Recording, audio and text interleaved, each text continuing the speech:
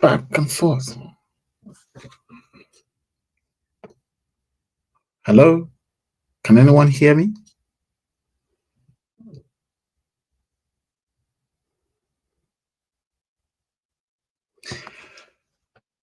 Okay, thank you. Okay, great.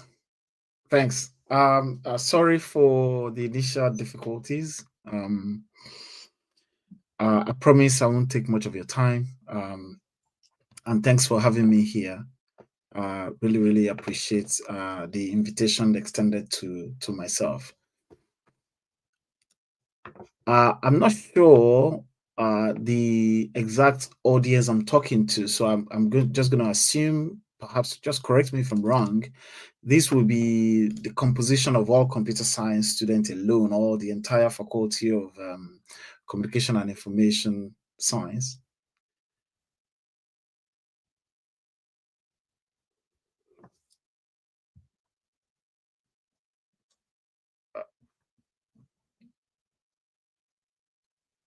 Okay. Anyway, I'll proceed. Okay. Thank you. Well, my name is Mustapha. I used to be a student of University of Ilorin myself, just as you've been, although I've, exactly, say 15 years ago, I was also probably attending a similar event, even though considerably a lot of things have changed as far as our industry is concerned. The theme of my topic today, which is technology for good, um, creating solution for a better world, I think is an extremely important conversation that we need to have, because recently, as you all will agree, there's been a lot of buzz around artificial intelligence, machine learning, large language models, fintechs, all sorts of different innovations that are coming up in the technology world. However, whilst all of these are interesting and they portend serious opportunity for people, especially in sub-Saharan Africa, I do think among all of these buzz, we also have to consider the human side of things, which is the technology for good, and we need to ensure that we're actually using technology to create a better world, essentially. Well, the title of my conversation today would be to start small, and then you need to build bold. That's basically. So you need to learn how to start small and then be bold in what you're building. Once again, good afternoon. It's an honor for me to be here. First of all, I think it's important for me to thank the Nigeria Association of Computer Science Students, which I used to be a member while I was in the University of Ilorin, and as well as while I was also at the University of Lagos during my academic year. Thank you for giving me an opportunity to speak to you all today. Nacoss played a significant role in shaping my career in technology. So for me, this is a full cycle moment. It's not just another talk or another speech I want to give. This is special, and it's extremely it feels nostalgic because this is a constituent that I belong to. I'd also like to appreciate the association for coming up with an event theme that underscore the fact that technology solution can and should be an instrument for a better society. Um, it is critical for me to highlight that technology isn't just about what we build, it's about who we build for. It is extremely important for us to make that distinction. It's not just about what we build, it's also about who we are building for. At its best, technology creates bridges, not just profit. It solves real problems, brings opportunities closer, and makes the world fairer for everyone. I mean, you, if you are not involved, you will probably know someone who at the back of their hostel room or their room, maybe running a gig or doing one gig or another for another person or another company on the further side of the world. Technology has brought about a bridge that connects all of us together and actually make the world a global village. But at the same time, it is extremely important for us not to lose sight of how important making sure that we are building what really matters and we are building it for those who really need them. Uh, that's the kind of a mindset that we had when we started Kuda. Um, and that for me is what tech for good often looks like in the real world. It is not just about some big heart-shattering innovation, but small decisions taken seriously with a mindset of carefulness. Could have started with an acknowledgement of the sad fact that hundreds of millions of Africans were left out of the modern financial service system. We, the founders, asked ourselves, what if we could build something better, something accessible, something affordable, and something that is designed for the reality of an everyday Nigerians? These are the questions that came up in our mind and which we sought to, and we're still seeking to find solutions to. Now, making the effort to answer these questions satisfactorily has taken us more than 7 years with tens of millions of dollars invested and accountable hours of hard work committed. What has kept us moving forward is a commitment to build for the people who need it the most. It's not just about what we are building. As I said earlier, it is also important that we consider greatly those that we are building for. If there's one thing that I've learned, is that real innovation is based on empathy. Understanding real struggles is critical to making the world better. The students who can afford transaction fees because of limited resources, those we consider them. The small business owner who needs to make a sale today and not wait 5 days for a payment to clear, we consider them as well. Or the parents sending money to support their family or sending money to their children in schools, we consider them as well. And these are the considerations that we put that we made, and we empathize with these people, and that is what led to the Kuda of today that you are now. When you ground your work in empathy, you don't just chase the next big trend, you solve real problem.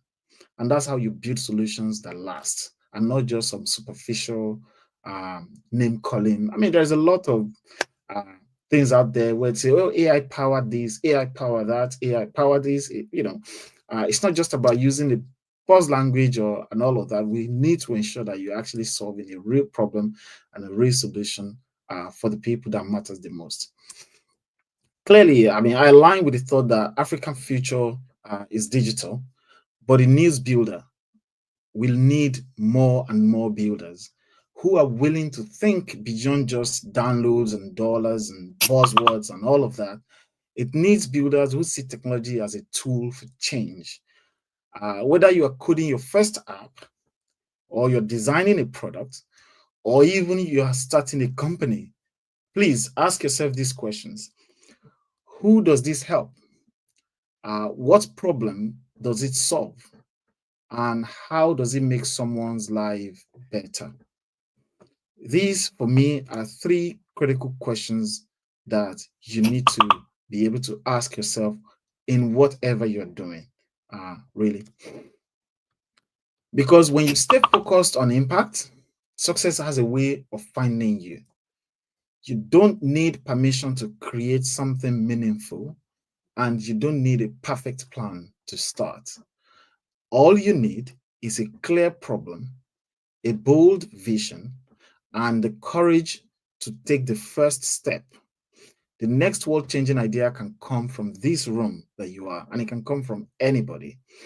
So choose to build something that matters. Start small, ship, and learn quickly. Most importantly, remember that good technology doesn't just work, it helps. Thank you so much for your time. I promise I wasn't going to take much of your time, and I wish you the best out of here. Those of you that are in your final year, I wish you the best in your exam, in your project defense, and I wish you success in your endeavors, and every one of you. It's an honor to be among you once again, and I appreciate your time. I appreciate the invitation extended to myself. Thank you so much.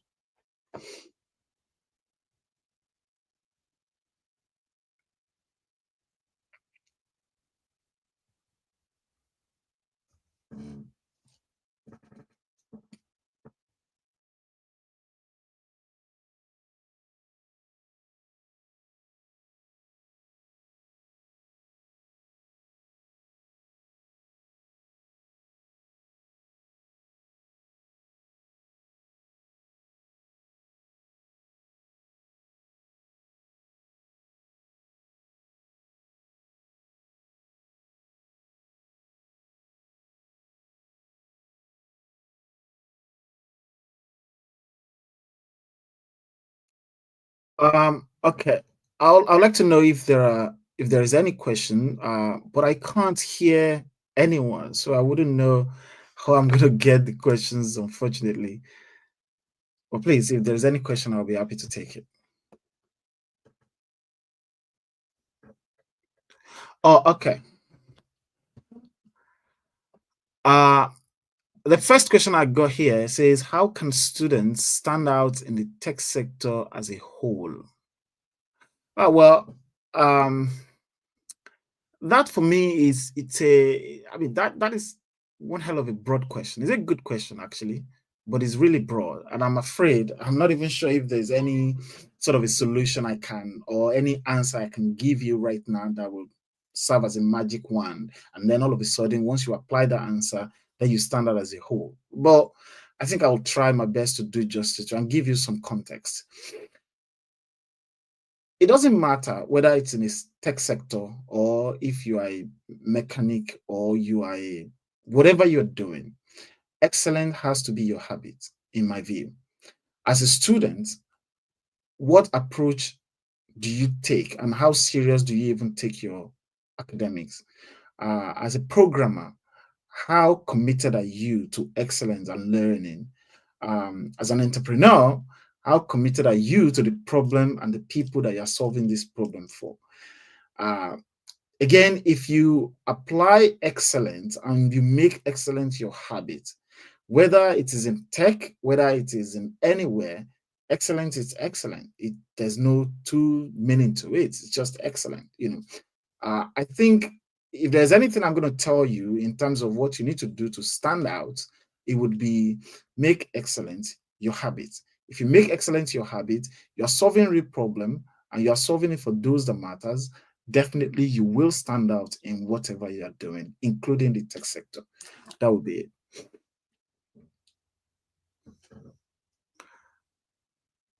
Uh, well, there is another comment here. Tech is a very broad industry, but it looks like the easiest way to make it fast. No. First, okay, what is a piece of advice you would give your 20-year-old self? Oh, okay. A 20-year-old self of myself, I think I was in the University of Ilorin at the time. What would I tell myself? Well, while I was a lot younger than this, I think I was anxious a lot. I used to worry a lot about what tomorrow holds. Um, so I kind of like over worry, which somehow perhaps affect me to not take some bold decisions earlier enough. I could have been an entrepreneur earlier enough. Of course, every of my journey has shaped me to be who I am today. But I've always thought about being an entrepreneur right from when I was a student. But because um, I just couldn't figure it out early enough. I just wasn't bold early enough. I just wasn't, um, um, bold to be able to take those decisions early enough. So it took me a while before I took the inevitable decision of going fully into entrepreneurship. Uh, I guess perhaps the only advice I probably would give myself at that time would be to just commit everything to the hands of God and do as much as I can and not really worry too much about failure or what tomorrow will hold. Yeah, that would be it for me.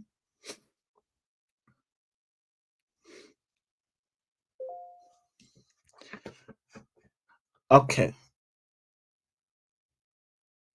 Well, while building Kuda, what was the most significant stumbling block your team faced and how was it solved? Well, I think that's a very good question because, and this will be applicable to not just only if you're building a tech business, especially in the financial sector. If you're building anything of note, anything that matters, you're going to have and face many different challenges.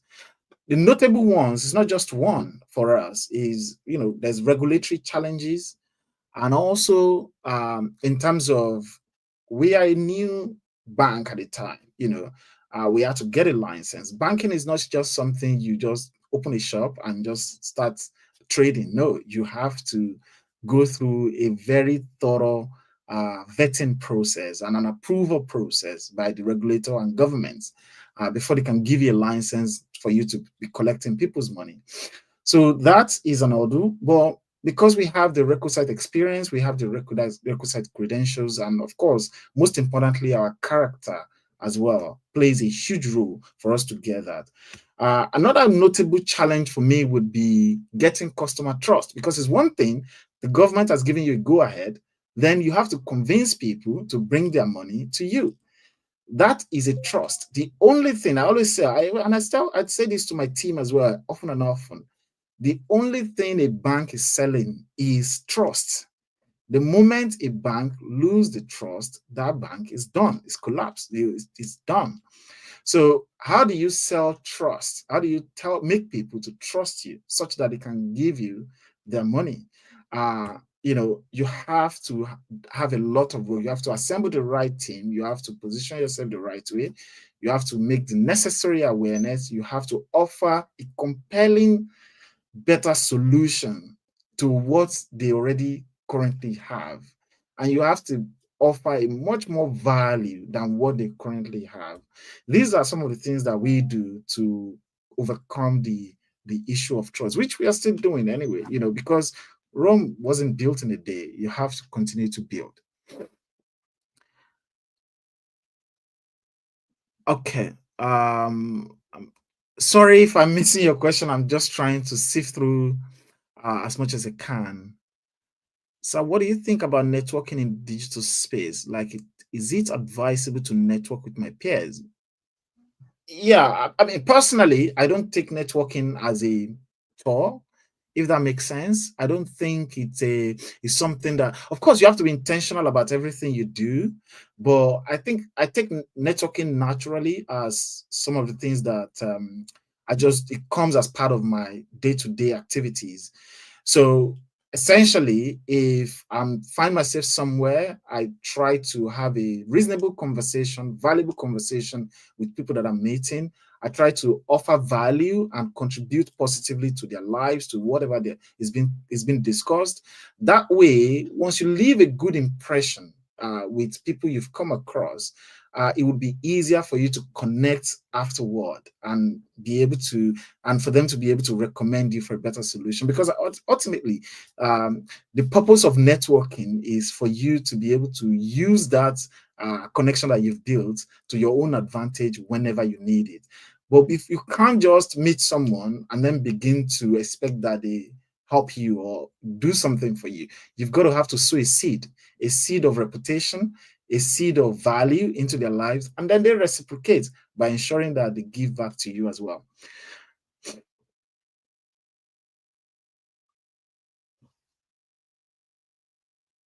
Okay.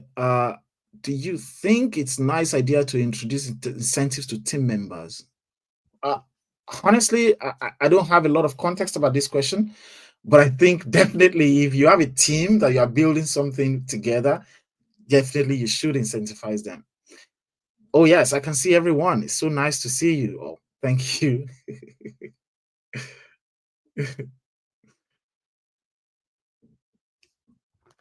Okay, there is one question here. In your opinion, how important is academic excellence to an excellent tech career for you? How important was it?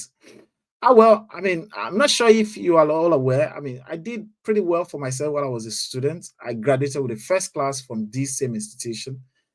Of course, I didn't start the Kuda business because I had a first class. I mean, I've never had to use my certificate at Kuda. But of course, at the point in time, that has helped me a lot, and it has significantly opened a lot of doors for me. I've worked before I started a business, and that has significantly helped. For me, the thing is, you don't have to have a first class. In fact, you don't have to have a degree for you to start a company and to solve a problem. Whatever you're doing, whether it is in academics, just make sure that you put in your best and you strive for excellence. When you finish your academics and you're starting a company or you're working for a company, make sure you put in your best and you're striving for excellence. That for me is the most important thing. It's not necessarily that you have a grade and that automatically translates to everything for you. Thank you so much, everyone. Really appreciate the time spent with you. Uh, it's really good to see all of you, and it's good to be here. Thank you, Nacoss, for having me. Thank you so much.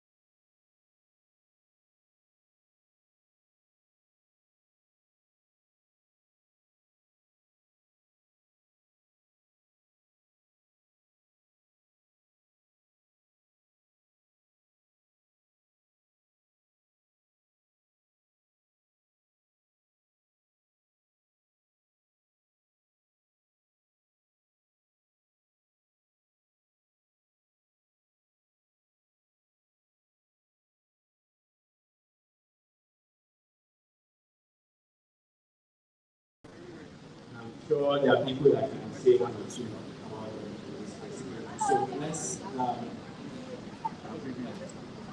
So our first panelist, we have Miss Amina Oke. She, calm down, you've not even heard anything. Just wait, you still clap. She is a technical product manager with a strong passion in bridging the gap between ideation and execution.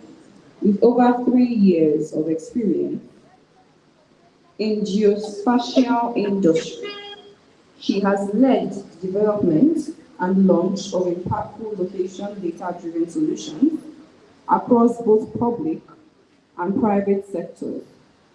These solutions have supported major initiatives, including the National Population Census, NASA Harvest, and etc. Aminat has also played a huge and key role in building GovTech solutions, enabling institutions to harness geospatial innovation to meet their broader objectives. She is also a big advocate for women in tech ecosystem. Please welcome and put your hands together for our first panelist, Ms. Amina Walker. You can do better than that. Ms. Amina, please come.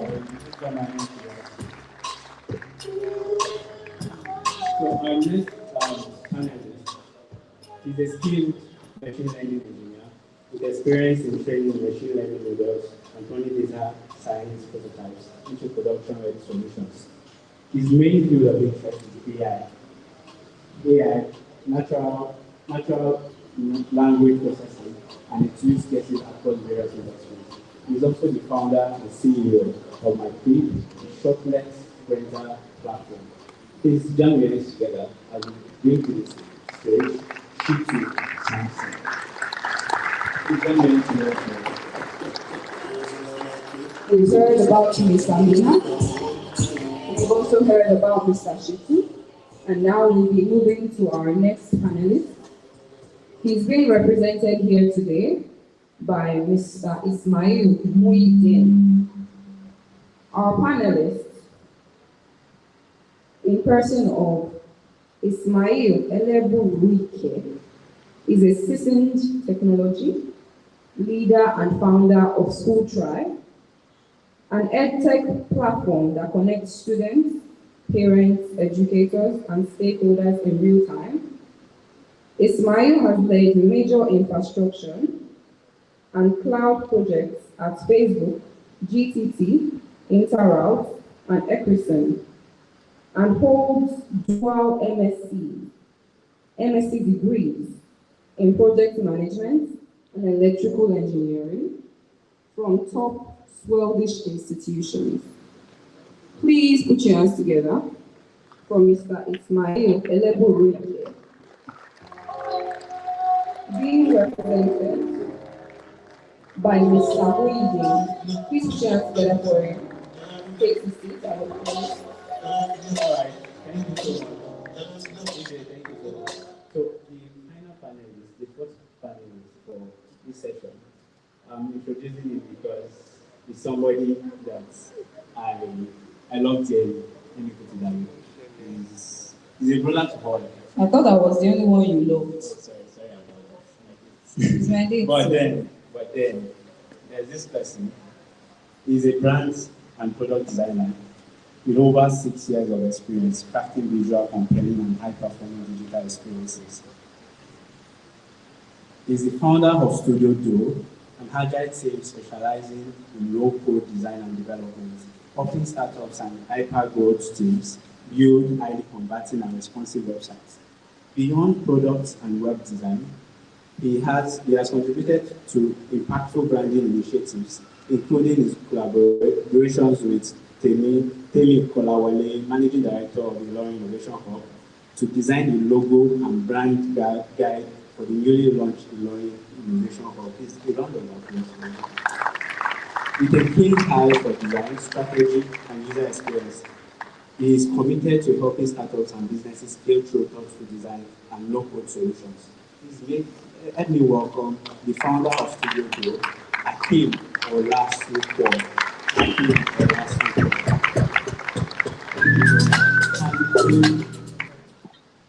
When we were answering this question, it's not another person than the president of Nacoss. Let me welcome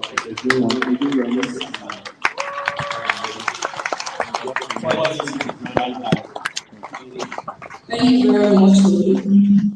While we wait for the panel session to begin, I would like to recognize somebody.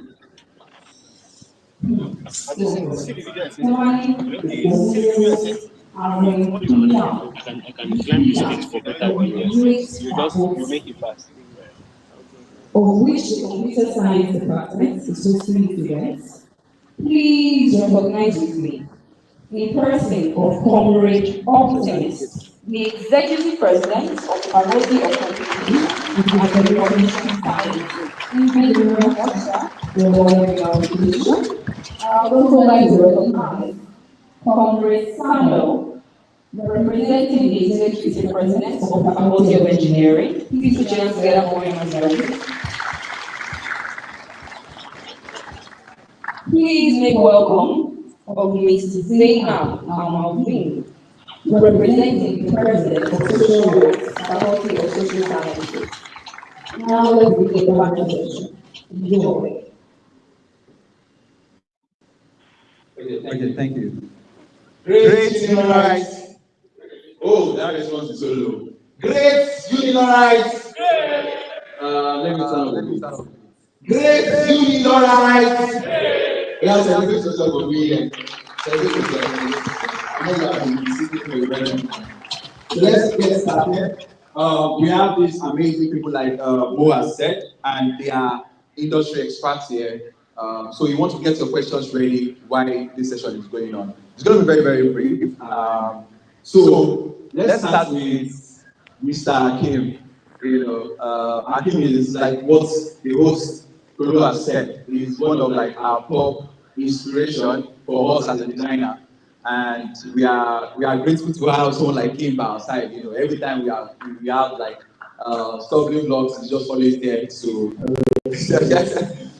So, well, my question here is, this will be just going to be general for everyone. What is tech for good in your own world or in your own field? What does it mean to use tech for good? Okay. So this is actually my personal story. Okay. So because I came from a background, we're not poor, we're not rich. So we do. And I got into tech when I was the GSS1. Wow. Basically, telling like, with designing flyers, logos for small businesses, basically, and had an internship in a career thing. Greenhouse designer there. Okay, you know about short canvas. Short canvas, anyone? Wow. So if you have graphic design and say, how actually short canvas, it happens to be like one of the challenges that handles boring flyers and everything frankly then when he was contesting for president. So I happened to actually be there and be part of the team. And that actually opened a whole lot because coming from like a small town, like doing basic logo and plans, I didn't actually know that it's more to tech than just like basic plans. So that gave me that opportunity to move from 0 to 0.5, not one, totally, basically. So now on tech for good, right? Um, for example, I as a person am the goods, like the resource that takes that you can, like I can tell you, like tech can give you, basically, because I actually didn't see myself even as a product designer when I was starting out because I just like, oh, I'm just designing just for fun. I was designing for fun then. But then it came to me like, oh, this is something I can actually take as a career and even hear more with it. And today, actually, beyond what I've been able to achieve for myself, and I've been able to like have impact on fellow young generations, not young people like me, to start their career even scale more than what they feel they can achieve, and that's what's like tech for good for me, like definition for me is. And additional thing is I started studio though without like having the thought of even having a company. As a very young person, I led my very first company, my brother company when I was the age of like 14, 15, basically. So that gave me an overview of the leadership skills and experience needed to run in a company. And even beyond that, running a company is not an easy feat, basically. But yeah, I think like starting studio though gave me an edge in my career, basically. Because let's say for example, as a freelancer, you're basically working with a company, you're charging like 500,000 naira now, for example. And as a company, you are able to like brand yourself as as a particular brand. So that gives you an overview and leverage to know like, oh, you're working with a team and not like a sole person, and give you leverage to charge more. So yeah.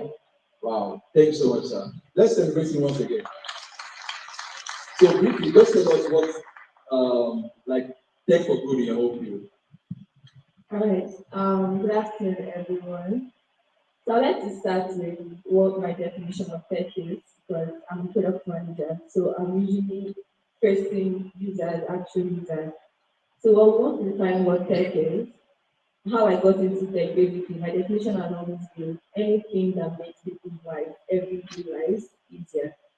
Anything that makes people's People's life. life easier, like their everyday life easier, right? So well, I graduated from the computer science department of the University of Ilorin. Come on now. Yeah. So I think I also started out as a software engineer, right? And for me, having that definition means I always look out for what problems that people have because that has always been my mindset. What problems that people having and how can we solve them? And I think a very great testament of what I'm currently talking about in my final year project. I worked on a developmental e-library system, and that was because as at then most of our course materials were hard copies. We always have to look for past questions. We always have to like look for PDFs to read and this kind of like thing. So that's looking out for problems, and I knew this is like a huge problem. Like it would have a very huge impact on people that were going to use it. So whenever we talk about tech for good, it means you are actually solving real life problems with practical solutions. What does this mean for people that are going to use it? What would this mean in 5 years' time if this thing actually succeeds in terms of the society, in terms of the economy, and all over? So it doesn't necessarily have to be about money. And I think this also has to do with what the keynote speaker, the Kuda, Mr. Mustapha talked about.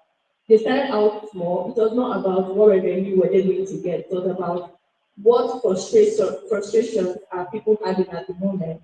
And now look at what Kuda has become, all while solving a very important tangible problem, which is tech for growth. Thank you. Thank you so much. All right, sir. So my question here will be, how has Kuda transformed the educational sector?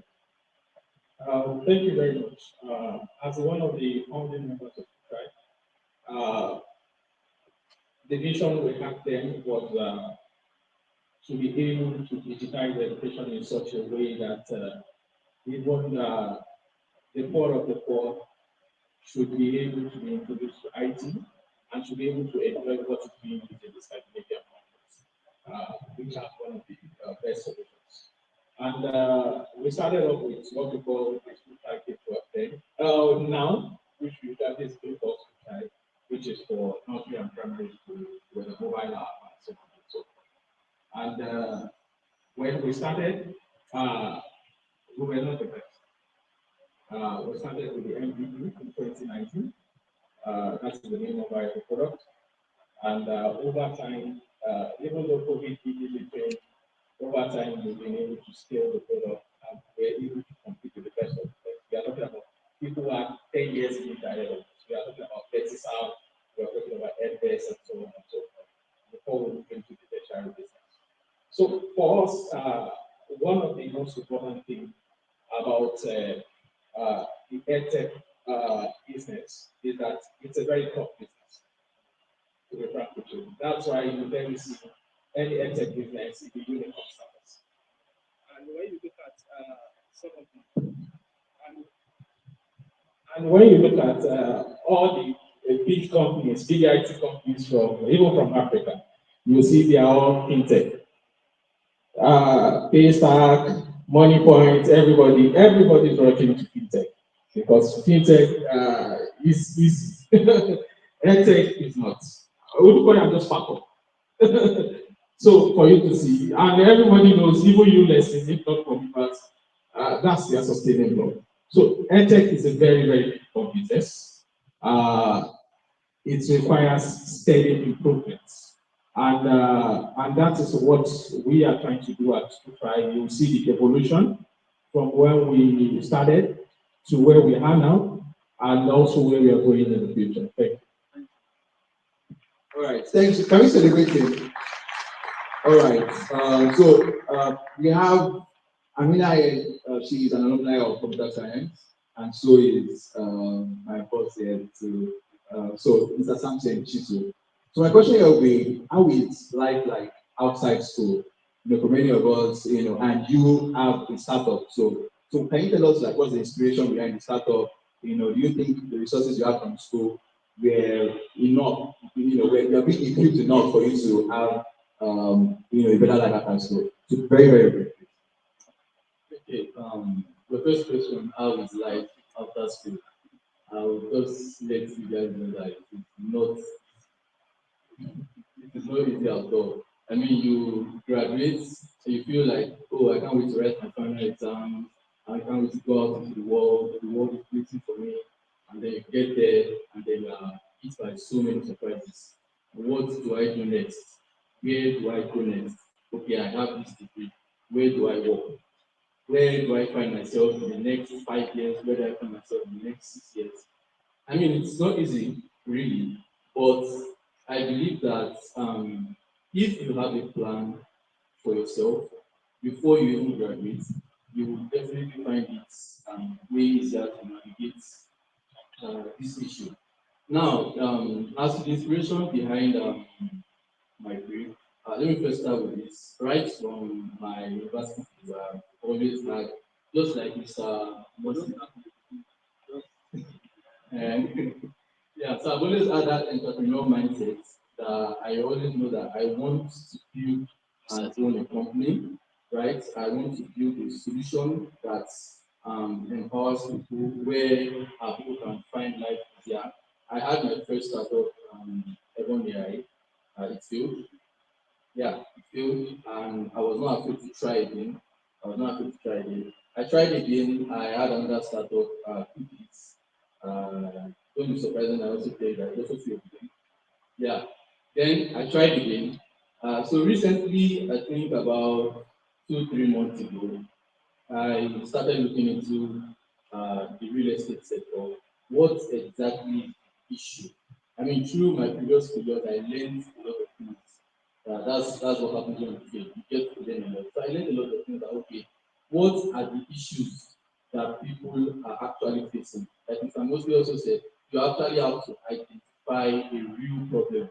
What are the issues that people are facing?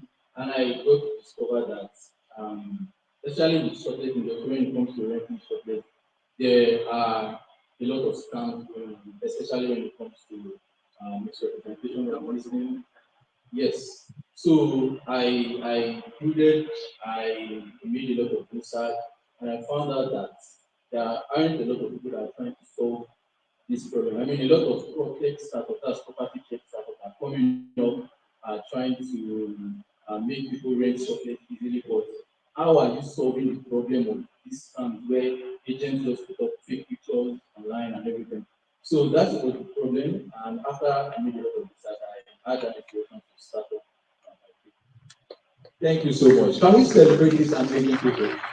I mean, you've seen, you've been able to hear from their stories, how they've been able to look at problems from their surroundings, from their environment, from the community, and be able to create solutions, which is one of the reasons why we are having this Nacoss Techfest. It's for us to not just be skilled, but for us to be skilled with purpose. Meaning that we understand that the reason why we are here on earth, and not just here because of any other thing. We are here because we want to solve a problem and we want to make the world better. Say to yourself, I'm going to make the world better.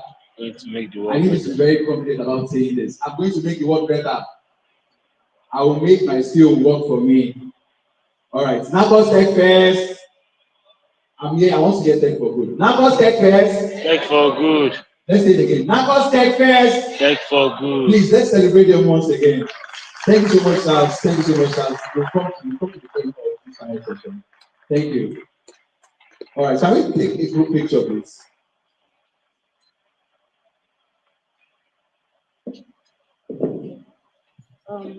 Samuel.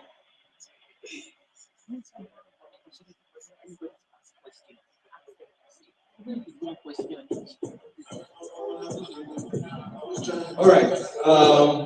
This one, just find this. Yes. Okay, let's just give an opportunity to us just ask one question. Thank you. I see your hand first. Are you ready?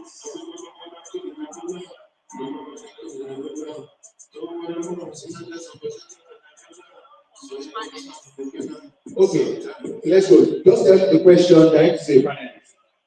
All right, good afternoon, ladies and gentlemen. My name is Shigoro Tsune, and my question is to Mr. Akim. As a brand designer, a brand and visual designer, how do you transform, how do you transition as an individual designer to a design studio, to like a team of designers? How do you cope with it? How do you hire? Thank you very much. Let's celebrate it. That's a very good question. All right, so take it step by step, right? Moving from a solo brand designer to owning a studio. Basically, if I have to start, how to start again, like this is actually the project I will follow. Then I told you that I was, designing basic flyers and logos. So what actually made me start the studio because have gained essential skills. Very first one, I did mention of my starting my brother's company and big effort. Leadership skills is very, very important when you're starting a company. And beyond that also, you need to ensure like you how what actually help us as studio Duo is I use my own personal influence to actually grab like the very first like customers and clients we had for the very first 1 year. Because your personal branding is very, very important. As a brand designer also, you need to work on your personal branding, which is actually the very key aspect. Then once you're done with that, starting a studio is not you don't have to be like the great, basically. You just have to know like, oh, you know what you're doing, you're an expert in the industry, and the next thing is you can start with your friend, basically. What we did then, I started with two of my like mentees, basically together, and that actually gave me the leverage ahead of others because I started with people that I'm used to, like we understand ourselves. You get so yeah, that's the key thing. And scaling it's actually not like a very straightforward path. So, but what I would do is like do not like relent. And for me, right, so what I always say to myself is like if other people can make it, I can make it also because they do not have two heads. So yeah, I hope that answers your question. You will not celebrate for that nice answer to that. All right, next question, please. For the next panelist. My name is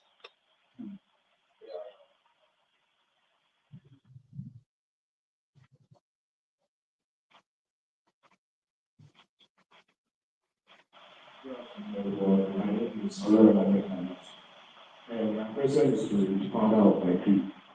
He said you have startups, right? It's are you problem to face and maybe just startups, right? Yes, like just to easy monetary aspect, marketing, then how do you go about this my group? Like how do you go about that this work and this is not good?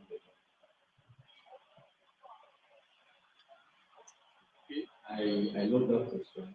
Okay, so my first startup here was Ebon AI, and we were trying to create artificial intelligence solutions for companies. Now, the biggest issue I faced here was that, I mean, it was my first experience, and I did not know what to do when it comes to starting a company. So my biggest problem here was that I picked the wrong thing. That was number one. Number two is that when I talk about him, I'm talking about both my co-founders and the people to work under me. Because if you want to build something, you need people that actually believe in the vision as much as you do. They have to be passionate about what you are also doing.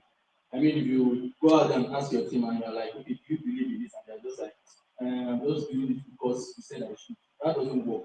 They have to be actually be passionate. They have to see the vision. So that was the first problem I faced. The second problem I faced was that I did not do research. I just jumped head first thinking that, oh, I just start a company and then the company is going to flourish. I was so wrong.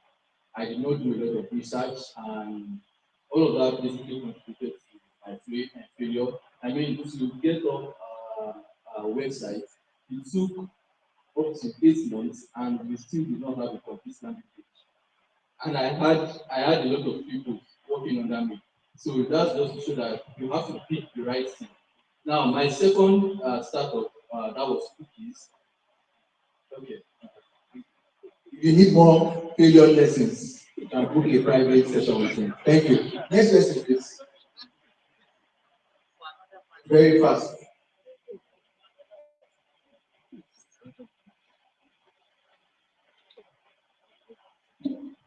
Good afternoon. Thank you very much to our panelists for enlightening us with your knowledge. My question is to Ms. Aminat. I actually follow you to channel questions particular video where you talk about tech people transitioning to different roles and responsibility and career. So can you please give us an insight on how to go about exploring the separate for what you currently do as a tech enthusiast? But I thought a lot of us we try to figure out exactly what passion about quite straightforward. So if you're taking a room on how to talk about that, what would that be? Thank you. All right. might not need to tell us the map to the full road, just brief. Yeah. Okay. So I think you asked the question earlier to the audience and like how many of us are developers? And I think 90% of us raise up our hand. How many of you are designers? Maybe 5%, and the other 5, I don't know. I think there's this misconception about tech, right? The only field is just software developers and designers. And I think that really affected me when I started out my career, right? Coming into tech, what was in my head was I want to become a software engineer. I wasn't open to any of that because there are so many roles and so many individuals that bring a solution to life. They are QA testers, they are designers, they are even user researchers, right? So at this stage or at this phase, a mistake that I made was I wasn't open to any other career field. And I think it led to a point that it was, I mean, my mentors that started telling me things like, oh, they're actually very good at problem solving, people skills and leadership skills. And this is like a trait of a product manager. And now I'm a product manager. Even with the fact that I'm a product manager right now, I'm currently curious into exploring other parts of the field because they really define you and make you exceptional in the tech industry as a whole. So my advice to you all is just to be open, right? Even if you're a product designer, doesn't mean you shouldn't learn AI or be familiar about it, right? It just makes you the best in that field. Thank you. That was profound. Last question. Yeah. I hope so. The last one is. Huh?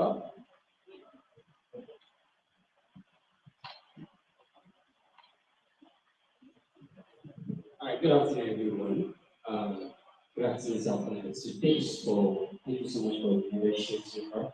So my question goes to media. Okay, so this is the student segment, right? So what advice would you give to your students who is trying to balance academics with tech? I mean, they're expecting what's it called first class at home. So how do you bring a balance to it? And you promise them first class at home. Okay, that's fine. Firstly, let me start with this. I'm the Chief Innovation Officer at School, right? And I'm also a graduate of the University of Ibadan. First degree, second degree. Although I studied no, it's from electrical engineering, University of Ibadan. So let me share some important tips. At School, we've hired students from undergrad and up to when their youth service, up to now they're doing course and so on. At least we have a couple from the University of Ibadan coming for teaching and so on and so forth. We're always looking for talent, especially undergrad, we are looking for talent. One of the things you can do as a young, let me say young professional, is one, you need to be humble. You need to be humble. I've interviewed over 500 people. Nigeria, Kenya, because we have operations in Kenya now, we have operations in Cameroon, Burkina Faso. I've been in several interviews, and I've seen some undergraduate students. I've learned something, and I just at times after the interview session, even though you might think you've known something, you still don't know a lot. In fact, we once brought in a guy as intern. He has been writing codes, as in he's employed somewhere, writing code for them. And when during the first session, it was a all-nighter anyway, he slept up in between, and then he gave comments in the second. He said, "When did you end that meeting?" He said, we ended the meeting at 2 a.m. He now said he has been writing code his entire life. He has never seen any type of code like that. He said, how come you people write code like that? That I have been writing code, and my applications are working, but I've never seen this type of code before. We told him there is a lot to them. We too, we didn't start that same way. We had to bring in some people who will share their experience, people who have worked with giant organizations, Facebook and so on, who have built big products. Ismail is Swedish, so he has worked in Facebook, he works in Ericsson. In fact, he's a manager at Ericsson before he went to Facebook and so on. So he knows some of these top guys from AWS and so on. And then he has brought up them to meetings whereby they tutor you on how to do something. Another important thing is be truthful. Even recently, I think 2 months ago, we interviewed a guy and you can see that he was asking ChatGPT or talking to him. It's not compulsory for you don't need to know it all. The little you know, just say the little you know and show that sincerity that you are willing to learn. That's all. You don't need to cheat during an interview. We know there is ChatGPT, there is AI. Even when you're writing your book, you go to ChatGPT, you go to Gemini to help you refactor your code and so on and so forth. No problem. But during an interview, the open is sincere. Another important point is the fundamentals are very, very, very important. The fundamentals are very. I know some of you say, school is scam. Yes, we know. Keep telling us school is scam. What they teach you in school is the fundamentals. You cannot have someone who said he has been writing code for the past 2 years and you're asking database relationship. Give me an example of database relationship. And it completely misses. These are simple things, the basics. One-to-one relationship, one-to-many, many-to-many relationship. You should be able to define all these things and provide clear examples of some of these things. They are the fundamentals. Thank you. Thank you so much. Amazing family. I think this is your team. Let's take pictures together. Thank you. Let's celebrate them on that. Please. Thank you.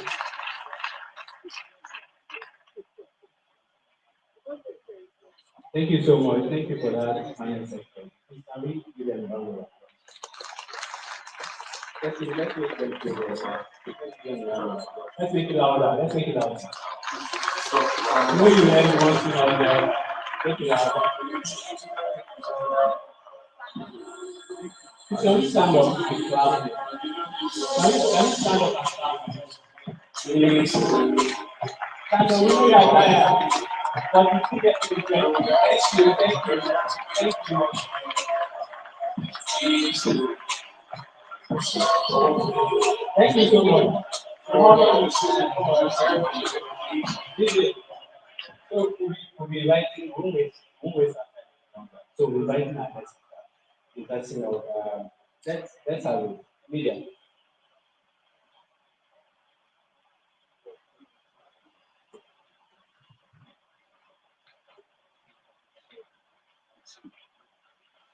So can we have our next speaker?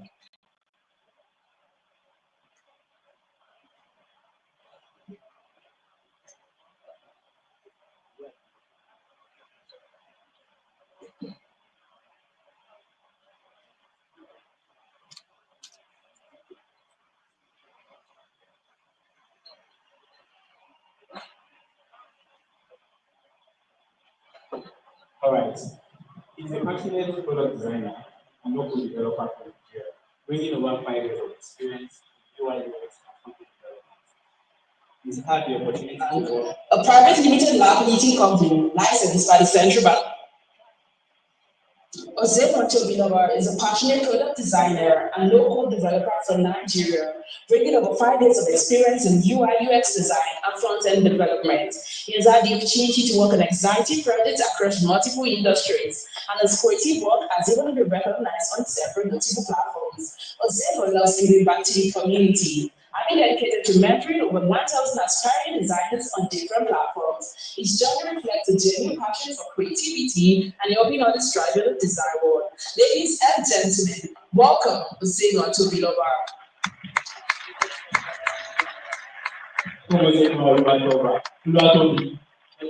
Let's make it be one. Let's keep clapping.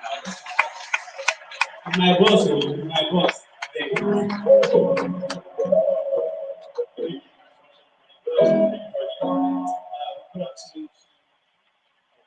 Good afternoon to all the speakers and to our lecturers. Thank you very much for the privilege to speak with you guys. All right, so I'm going to keep it very simple. We have limited time, and I am going to start straight away. When I got into the hall, the question was asked, how many of us are designers? Now I'm asking myself, because I really want to know, how many of us are designers here? Product, okay, not just product designers, you design. All right, so it's a very small number. How many of us are software engineers? Front-end developers, back-end, and the likes? Okay, so how many of us are in between? Yeah, I see that there is a mix-up of identification here, but that's fine. Yeah, so today's topic is not just standing out as not just an designer, but standing out and growing in the age of AI. And I want to believe we all know what artificial intelligence is. True or false? True or false? Wonderful. So this should be a very simple presentation. All right, so let's discuss AI. Right, so AI is defined as a broad field of computer science focused on making machines capable of performing tasks that typically require human intelligence. So that simply means when you can get machines, computers to do what humans should typically do. Now, I will try as much as possible not to limit this presentation to just designers, but extend it to every other field of practice. Right, so if machines can do what humans should typically do, should we consider artificial intelligence as a competitor or a best friend? It's an actual question. What do you think? All right, so I've always heard this say, AI will take jobs, AI will kick many people out of businesses, etc., etc. But since I started using artificial intelligence in my day-to-day activity as a designer, I've realized that ever since using AI, I have become a better designer than me having to worry that AI will take my job. Of course, you've seen presentations where AI writes code, you've seen presentations where AI is doing design. And of course, you've seen how machines, robots perform daily tasks. And then you worry to yourself, and you probably lose your job. No. Rather, see the opportunity AI will present. Now, this means that there's now another entity that is able to help you think. So a good example is, now, if you design a product designer particularly, there are several steps you get to engage when you want to start a project or execute a project. And one of those is user research. True or false? You do user research. And of course, if you're a student as well, and you want to write the project, then it's your research phase all the time, right? Now, with artificial intelligence, you can work faster. So typically to take about a week to do proper user research, because you have to gather data, you have to compare information, you have to compare data, this and that, take notes, summarize this, summarize that, and all of that. By the end of 1 week, you're ready to present. But with tools as simple as Claude AI, Gemini, ChatGPT, you can do that in about 2 to 3 minutes. Give or take, you try to find information, avoid AI hallucinations and all of that. Spend 10 minutes. Right? I mean, we've used ChatGPT before, right? Good. Now, with this in place, it simply means you can perform work faster. You can get work done. The things that should take you a week will now take you 10 minutes, maximum 20 minutes. Now you have data that you can actually use to make design decisions. Or at least you have enough data that you can use to go to do the next assignment. Work faster, multitask, allow you to do more in a short time. And lastly, here I have worked with a vast library of information, a vast library of data. Next slide, please. Now, with this in mind, let's talk about the usual design processes. Now, first, as a designer, you have your routine, your daily process, your research, wireframing, UI design, A/B testing, all of that. You get to do that as a UI designer. Now, because you have AI at your disposal, you can shorten the time it takes you to do all of this. I get to work with a lot of designers, and then usually many of them come to me and they ask questions. I've been trying to get this thing done. I don't know how to go about it. Some of them say they have ideas, but they are not so sure which of the ideas should sell. Now, guess what I do when I'm in that situation? I have two screens, two different designs, basically to solve the same purpose, but I'm not so sure which one of them will do well. What I simply do is upload both images to ChatGPT and ask ChatGPT to use product testing standards to judge both designs and tell me which one of them would perform better. Now, the truth is that ChatGPT can do that. You can upload UI shots, images, whatever, upload to ChatGPT and ask ChatGPT to give it, to test the product and give you feedback on which of these products will perform better. And of course, you get data that you can actually trust. Because ChatGPT will not just evaluate the design, it will also instruct you on areas of improvement, things you did not even see. And that's the beauty of it. Because of course, many times when you design, you're probably tired, even when you are clear-headed, you get to miss certain information. But with AI, it will go through the designs, give you feedback, give you areas of improvement, suggest things to do. Even now, with the help of GPT-4, you can ask the AI to recreate the actual design according to its instructions, and you will get the exact same design, with the exact same design language that you have used in your actual design. Isn't that beautiful? Wonderful. So yeah, you get AI to do brainstorming and ideating. You can use AI for content hierarchy. ChatGPT is as a good example, can provide you with wireframes. The UI design is definitely done by, because you are a human here, you have to think. And when it comes to user testing or product testing, you feed it back to the AI. The beauty of this is that when you have all of this in place, products that should take you a month to do will now take about, what do you think, a week, maximum 2 weeks. You have a result that is data backed and certainly will work because there is good logic behind it. All right, let's move to the next slide. So yes, AI can take you to power level 9,000. For those who know that reference, please signify. All right, so clearly there are very few anime lovers here, but yeah, that's fine. All right, so our processes can now be distributed into areas requiring immediate input and areas that solely depend on data. Now you know that you don't have to do this yourself. You can assign certain tasks to AI to handle, and then you do the rest. Basically, you have a super smart virtual intelligence partner. Right, so next slide. Get work organized. Of course, the topic says how to stand out, right? How to stand out. Now, you know you can work better, you can work faster, you can get things done faster than a regular designer. How then do you become a designer that can be easily collaborated with? Or how do you then collaborate with AI? Now, because you'll be using several tools, you'll be using ChatGPT on one end, probably Relume on another end. Of course, you're using Figma and many other things. So work can be scattered everywhere. It is important that you then learn to organize work. Every data you collect, every wireframe, every ideation process, every result, every document you then gather, it's important that you learn to put them in one singular document. That's when you collaborate it, you can share with other designers and you can find all of this research data in a single file. Right? Does that make any sense? It is important that you gather everything into a single file because that's the only way other people can reference them.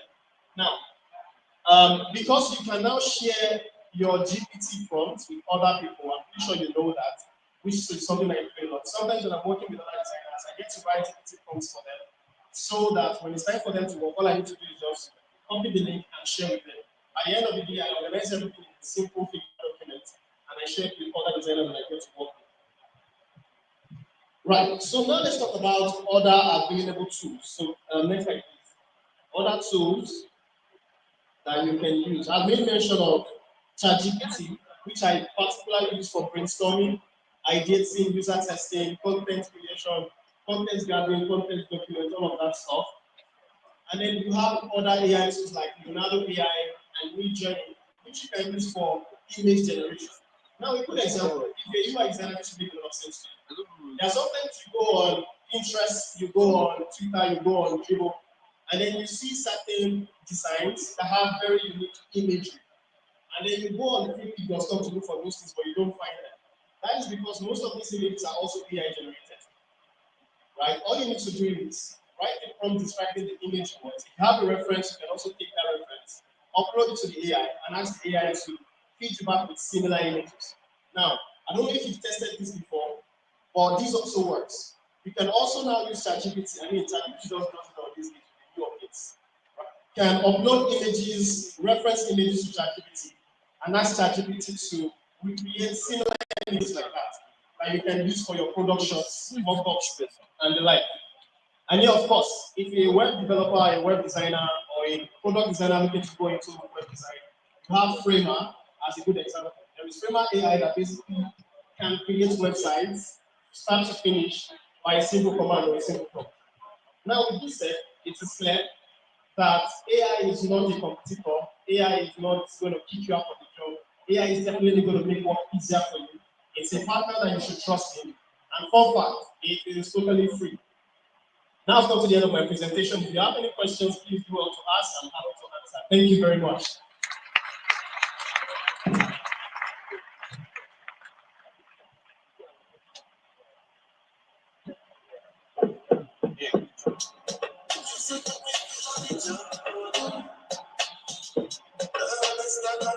If you have any questions, you can ask me. It will be just 2 questions. I do. We just be back.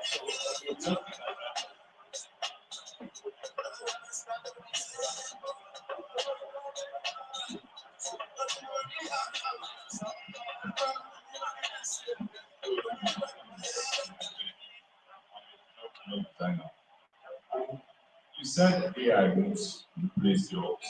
Yeah. But you said to take our power level to yeah. So what do you think it will reduce the number of product designers if you are thinking? What do you think? All right, so this is a very good question and a broad one at that because now, what do you think? There are 2 designers in the room. One of them has a power level 9,000 because he knows how to use virtually all the AI. And there's another designer who the only thing he knows how to use is paper. Who's getting the job? Yeah, so basically, embrace AI, learn to use AI, and that you don't have to worry about any other thing. I hope that helps. Yeah, so AI won't particularly take your job. It's another fellow designer who knows how to use AI that will take your job. It's as simple as that.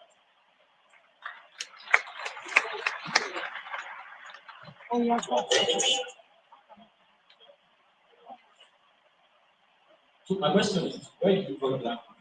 Please, for instance,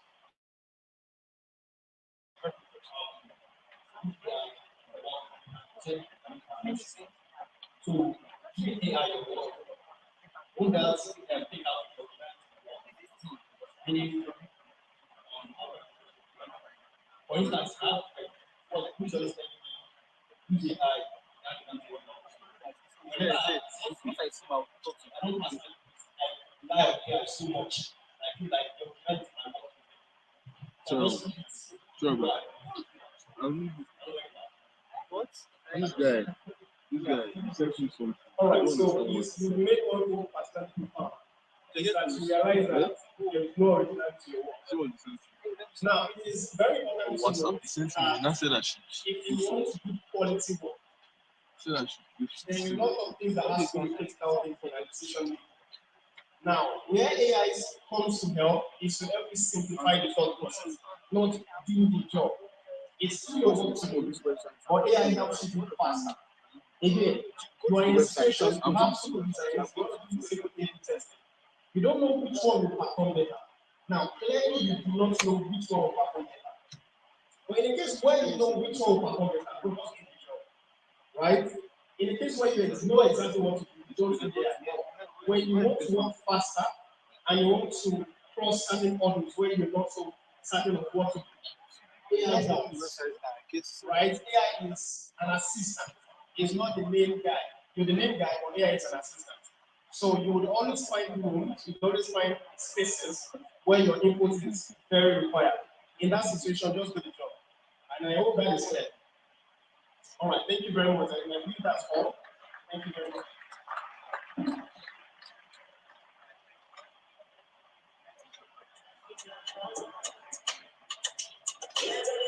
Thank you so much. Thank you, Babu. Thank you so much. I think you guys. Sorry.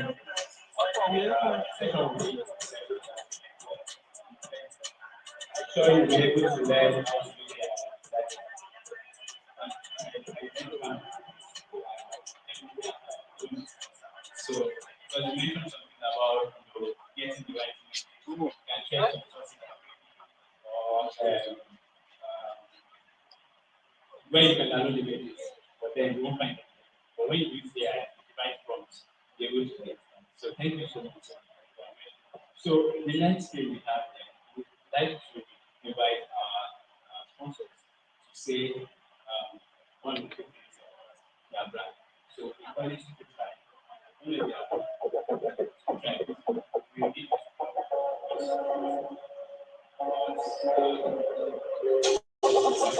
sponsors to try. Go to the sponsor list. Our queue, go to our queue. Yeah, that's it. That's it. No, just go to the queue. Yeah, scroll on. Our sponsors. Sutra is not here. It's not part of them. It's not there. Let me just start. Yeah, go ahead.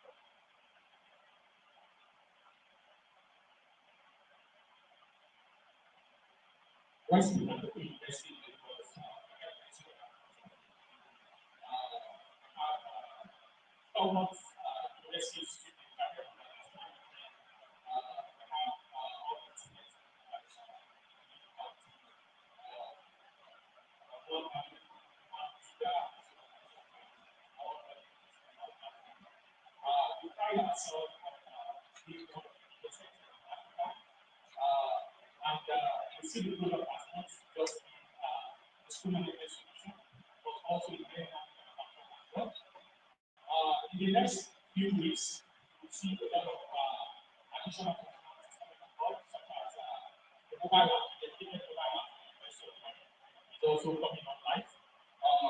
They have the functionality called Bootcamp, which allows students within the LMS environment to subscribe for courses and also take some technological courses.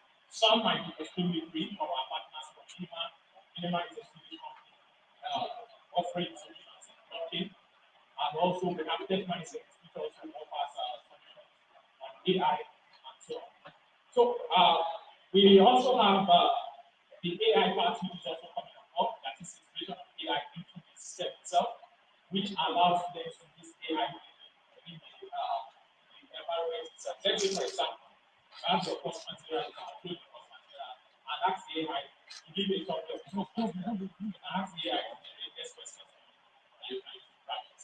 So, these are just some of the that are also coming next.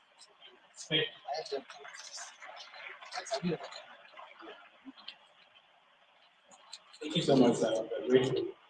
So I'm sure students are excited right now. Yeah, you don't have to break next. Thank you so much, sir. So the next sponsors we have been Engager and Brackets. Thank you. He said it.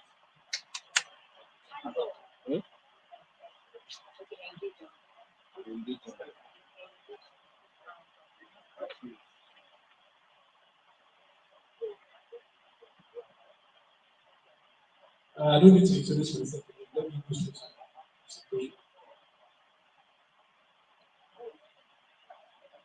I'm waiting for you. I'm waiting for you. I have two other companies to present.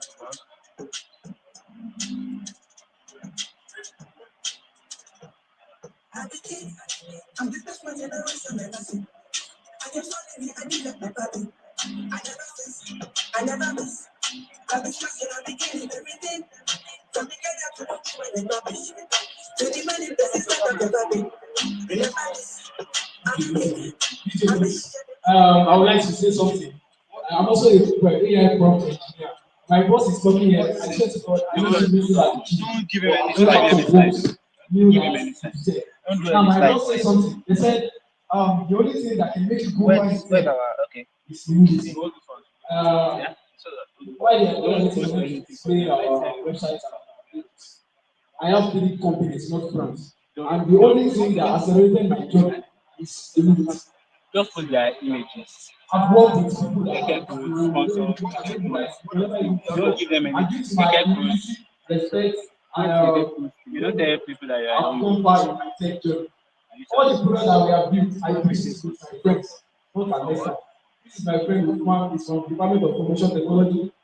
Divine is not yet the president of Information Technology. We have built a lot of products together and show without any engage them. Like show those designs.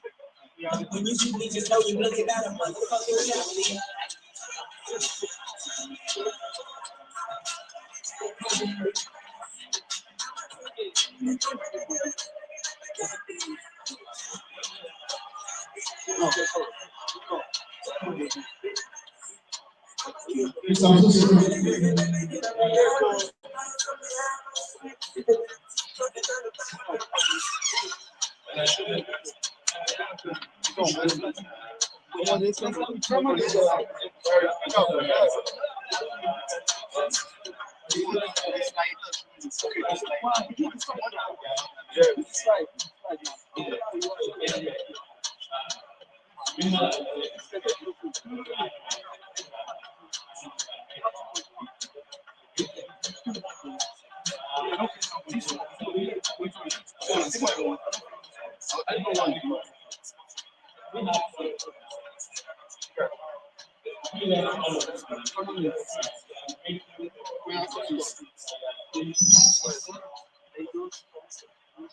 yes, this is engagement global business, engagement global limited. The word engage means engagement and engagement for people broken English, engagement. The future of online engagement and student employment area. Yes, sir. How many sites? This is the way. Imagine turning your Instagram, Twitter, and TikTok time into income. Social media time, turn your daily income activities into real income. A movement more than just another platform, but a revolution in online work. Next slide. This is the problem we face in the online community. No engagement on social media. Brands and companies struggle to maintain active, engaged audience. Poor brands, customer interaction, missed opportunities for a meaningful connection, spamming comments like fake comments, fake bots, fake followers, and fake bots. Inauthentic interaction damage brand credibility. Difficult scaling community efforts, like that is limited resources to manage growing online presence. That's like now, the students struggle with this problem. No flexible jobs, like limited employment options that work with students' schedules. Online time equals to zero income. Hours spent on social media yield no financial return. Lack of real work experience, like missing professional credential for future careers. Next slide. Now, this is the solution. I introduce you engage and global. We work for two entities. We work for brands and we work for students. We serve as the intermediary or an escrow between companies and students. They will give us money. We will take out the money and give students. You don't have to pay. You don't have to register anything. Everything is for free. That is how we work. For the brands, we give them real human engagement. We give them scalable customer relationship management, and we also give them remote community managers. And for the students, this is how you pay. You do remote jobs. You do remote jobs as CRM reps. You do content engager. You become a content engager. I also grow as an ambassador to a brand company. That's like, what does student do on engagement? You guys try to comment on social media and very easy, just like you're doing before. You earn points and we draw cash every week. We pay students every week and we're doing it. What you guys are learning about our market. That's like, how does it work? You sign up on Engagement, plug it to your phone, go to engagement.app. All you have to do is just sign up with your social media account. Get trained in digital etiquette and engagement. You don't need a CV. You don't need any external skill. We are going to teach you. We are going to train you for. Also, you get assigned to grants. After training you, you are assigned to companies and you use to work for them. Then you start working remotely for your device. Engage with communities on your schedule, earn weekly, and earn real money.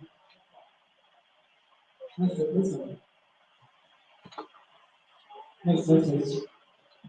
Now, when we launched about, let's say about 4 weeks ago. We are now having about 4,300 users. And this is our weekly disbursement group. This is a WhatsApp group. And 90% of our community members at the University of Nigeria.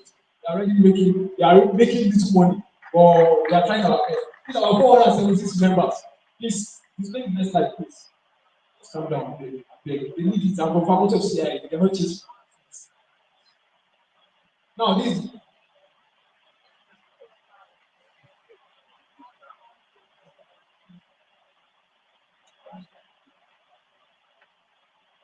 I want to show you data and analytics of what we have done. Because I used to say a company without a track record is a car without an engine.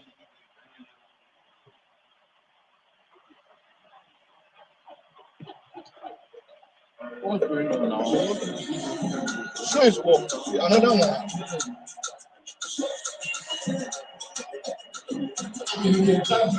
I would like to introduce my third company. Now we have dominated transportation, we have dominated tech, now we are into real estate. How are we going to integrate tech into real estate? This is it. Giving the future, go back please. Go back. Giving the future of tech income make the real estate wealth. Next slide. When the wealth of innovation brings the foundation of the earth, nations are built. Welcome to the tech and real estate convergence summit. Next slide. Following, next slide.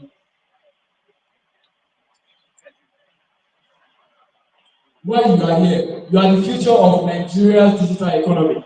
But are you building assets or only income?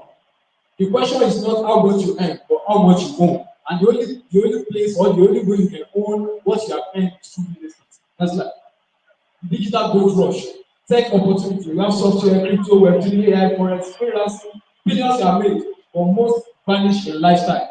The real estate is the anchor for volatile wealth. Next slide. 76% of Nigerian tech income earners have no structured investment. 9 out of 10 wish they started real estate earlier. Real estate remains the number one growth segment globally. Next slide. Next slide, please. The secret of the rich. Elon Musk owns property across multiple cities. Finance CEO invest in tokenized real estate. Nigerian billionaires like Tony Elumelu, Femi Otedola, Abdulsamad Rabi owns massive land banks. Real estate is not for the old. Just because you are young does not mean you cannot do real estate. The CEO of Financial is also in computer science. So that 25 and he already owns his own real estate firm. Now, land appreciates without your effort. Student co-ownership platform launching now. You can start as low as 100K. I'm not telling you to buy land. I'm just telling you what you can do in real estate. Now, please go to vatesglobal.com. Now, there is an event coming up at the ending of this month. It's a tech and real estate event. It's a 2-day event at Peace. Now, let me show you the list of people that are coming. Thank you so much. Thank you so much. Display as you have to join. You have to use for them. I swear. Go to vatesglobal.com. I will not let you say it, but just tell them about the opportunity. Now, this is the website. Go to the Vatex Realty Summit. Go to the Vatex Realty Summit. And so, Vatex Realty Summit. Calm down. They are not there. Yeah. Now I came up with this idea. How can we put tech and real estate under the same roof? Not for people, but for integration. A lot of you guys think real estate is all about buying and selling now. You don't know that you can market for real estate. You can build products for real estate. You can build websites for real estate. Now scroll down. The biggest real estate and tech gathering in Kwara State history, May 30th and 31st, 2025. Peace of Sanke Ilorin Kwara State. Scroll down. These are the list of people coming. These people are not coming for money, they are coming for you. And I told them that faculty of CIS is ready to receive them. Scroll down, please. I'm the initiator of this event. You can see my name. Abdulakim Akiola Agbaki is coming.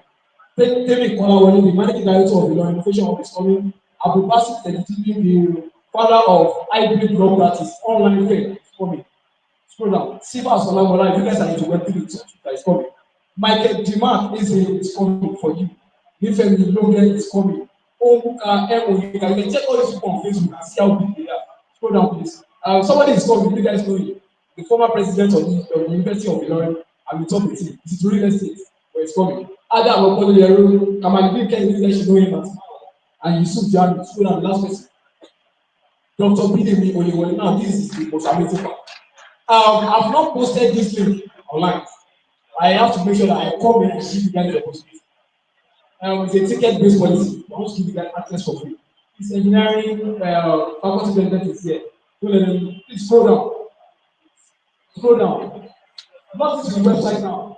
Scroll down, scroll down, scroll down, scroll down. Scroll down.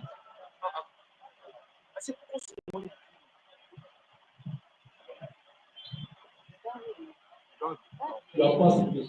So there is scroll up. So there is a course, 500 slots for computer science students just to join the group for free. You don't have to pay. Join the group now. Join the group now because I will post the link this night tonight. Please join the group so you don't have to pay for any ticket. You don't have to buy anything. Just reserve your spot. Thank you very much.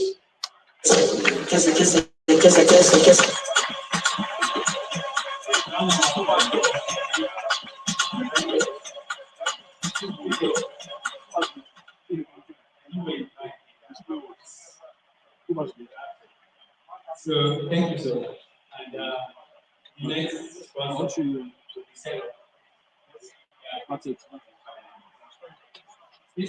Yeah, so they can join. So they know what okay.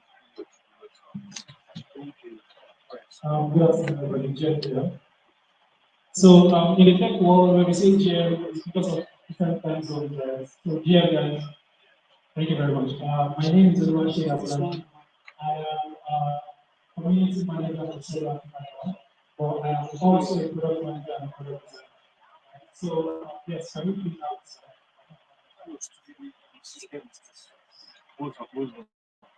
So yeah, I'm just letting you this application that is just based Celo.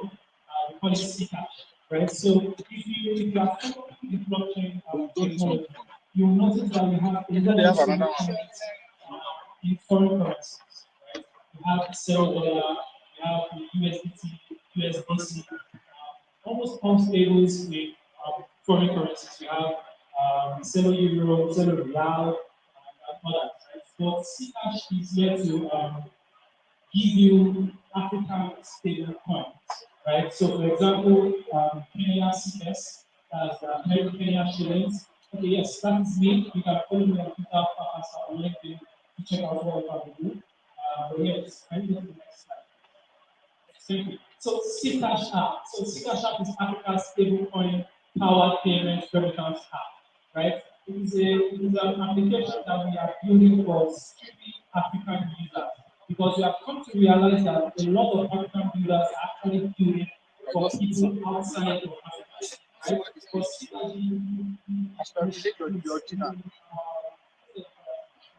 the initiative of Ccash is basically building for Africans in Africa, right? Because the world generally sees Africa as a third world continent, which we are not. We are actually like, but yeah, so Ccash is trying to solve these problems. These are problems we are trying to solve. IPs on sending and receiving money. IPs for sending and receiving money. So if you're sending in Ethereum, sometimes the gas fee is always higher than the amount of sent. So for example, you want to send $10, pay a gas fee of $18, right? But on Celo, anything you can sell, the gas fee is usually 0 to none, right? So right now we just transition into the layer 2, which means faster transaction, lower gas fee rates. So now our transaction time has moved from 5 seconds to 1 second, right? So now on the blockchain, we can transact in milliseconds. We can transact over $1,000, $1,000,000, whatever amount within seconds. It doesn't take you as long as it does, right? Because it just has to react to. So please can you go back to the premise? Yes, thank you very much. So now, layer 2 is what I just explained, non-delays and unreliable service, limited banking access in rural areas, and also hidden charges for and poor transparency, which is all we are trying to solve with Ccash. Trying to solve the solution. Thank you. So yes, Ccash is powered by stablecoins like CCAS and CUSD. It is not yet available in Nigeria yet, but we are working on making it available in Nigeria for CMGL. But the reason why it is not being available in Nigeria at the moment is because of the limitations and restrictions we have in Nigeria. But we are hoping to solve that soon. So now we can send and receive money instantly anywhere in Africa. We don't need to send dollars or euros or pounds. You can literally now send African currencies. You can send, maybe you want to send to a guy in Kenya, you can switch your stablecoin to Naira, Kenya shillings, and send to the person directly. Or if you want to travel to Kenya, you can travel to Kenya with a SICA card and send locally with your stable coins. You don't need to actually have Kenya shillings in your bank account. Right now, you really don't need a bank account. All you just need is to SICA out and it's good. Right, so now, near zero transaction cost and secure, transparent, and always available. So that is what Ccash is giving to you. That is the solution to the problems we are solving. Next slide, please.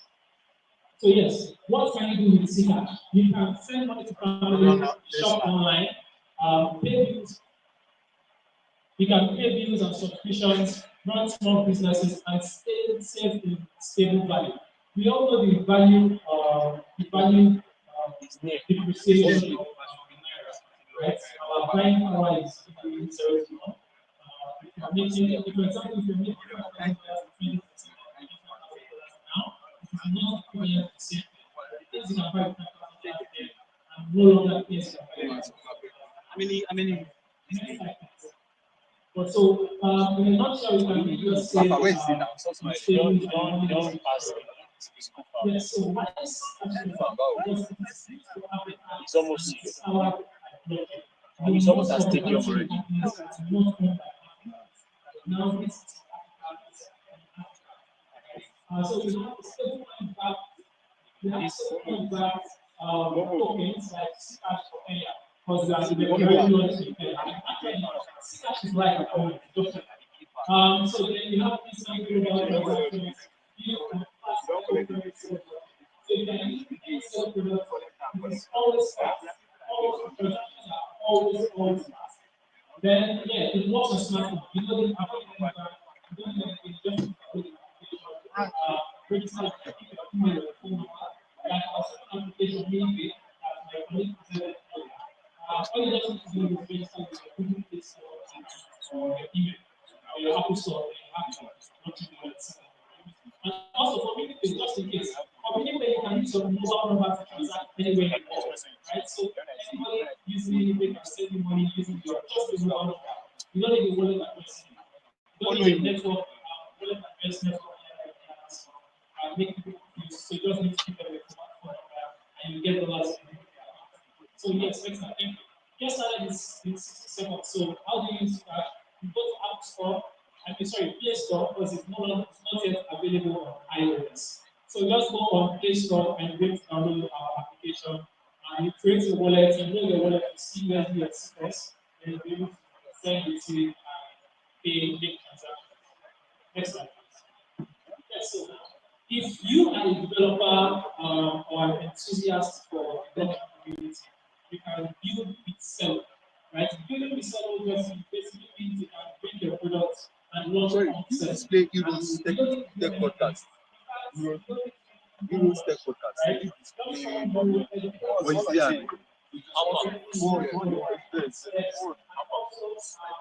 You can get grants from green prices, education program. What is actually going on at the moment after this education? What is it saying? So if you have any product you are building with a developer,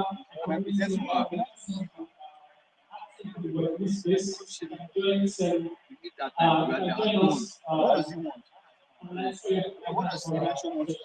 but you can find us on Twitter. You are doing now. You are just on somebody Yeah, no, what's it? Because we don't require any people to teach you and involve you, give you money. So yes, that is all from of Ccash, and I hope to see all of you this year. For Ccash, we have for Ccash, we have different prices for people, so you can call that to our Thank you very much. My name is Mr. Thank you. So we are today. We are ready. Yeah, fine. Yeah.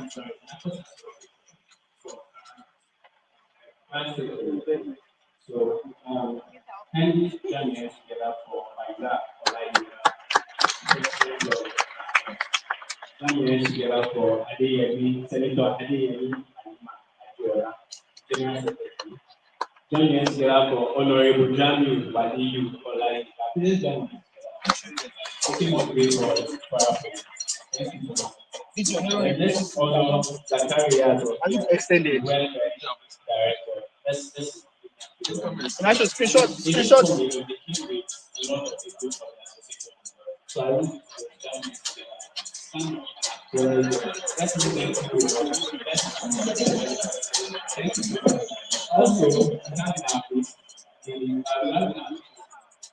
oh, she tell us. It seems like when people are passing front and saying something. But I don't know if anybody is still here. Let me see.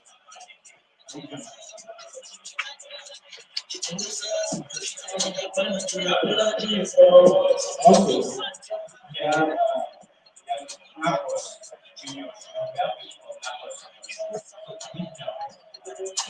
Oh yeah.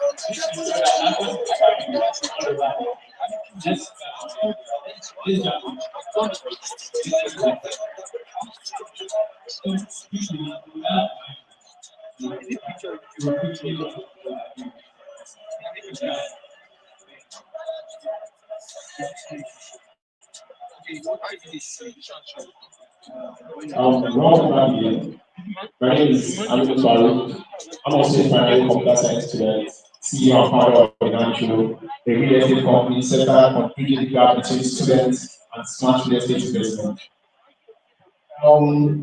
Earlier, I mentioned that with Financial, we can become a landowner with as low as 100,000 naira with up to 6 months interest free payments without having to break your bank. We provide you with a installmental plan where if you are able to afford around 50K monthly, you can become a landowner. Also, the CEO of LX spoke about the Vertex Future Summit. I will include all of this at the summit because it actually was going to be part of that summit. And we also said that with the student environment. We also, with National, we can be a Europe. Let me put it this way.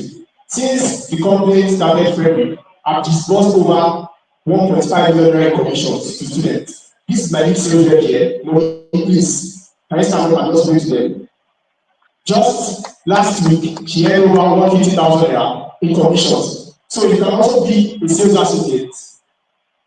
You can also be a sales associate in financial and earn duty-free with real estate. Real estate is the key for smart investment. If you are a tech person, you need real estate to secure your wealth. To own it, you come outside. You can scan. Can you see it? Sorry. You can scan the QR code to connect to financial or meet anybody where the financial wedge to onboard you. Also, I'm going to do a live giveaway session. Not live per se, but basically, I will announce the winners before the end of the event because we have to collect it. So I'm going to do a giveaway session on a price pool of 20,000 naira to people live in this event. All you have to do is just to do 3 tags. Basically, you scroll up. Like, basically, all you have to do is go to Instagram, visit financial_ng, follow, comment, and like the last post. I'm going to pick 5 people for the prize pool. I'm going to announce the winners before the event. Thank you very much.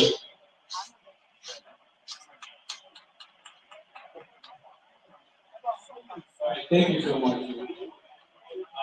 Right about now, I'm inviting the president of Nacoss to person of Oguyomi Ayomide. So let's go and this together. Let's jump on this together.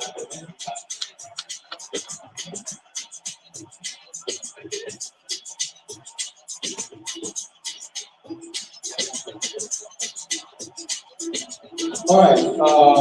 You've really tried and done amazingly well for me. Can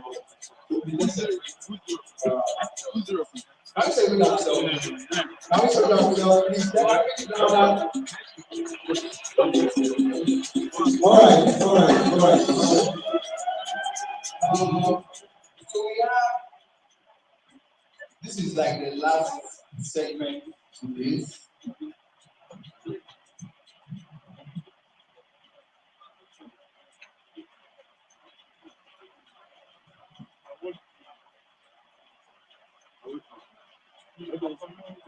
Okay. I would like to say very big thank you to each and every one of us, especially from those people that have been very key, that have been the backbone to this development and to this growth that we have attained for us as the Association of Computer Science students. And yes, this is the first of its kind. Nacoss Techfest. This is the first of its kind. And we hope that the next session will be bigger than this. We'll be able to get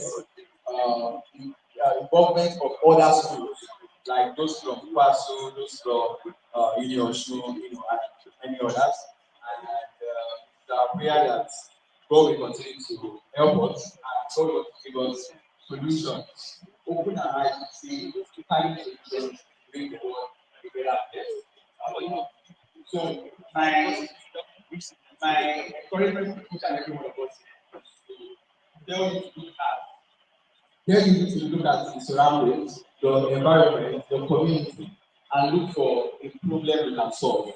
Because if you leave this place and you are not a solution provider after leaving this session, you have not done justice to this important program that we are having.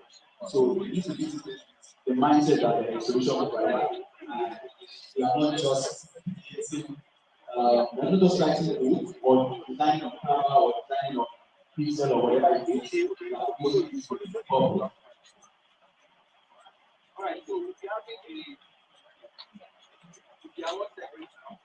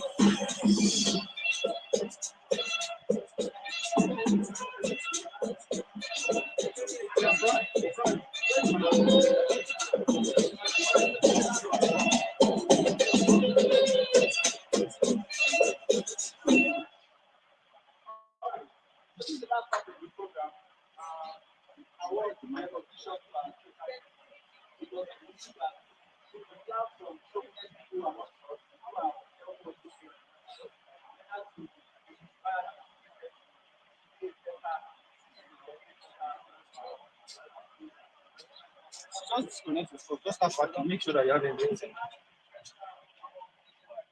Very important. Don't Olu, thank you so much.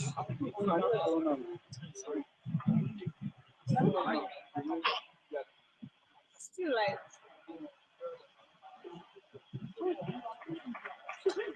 This is like.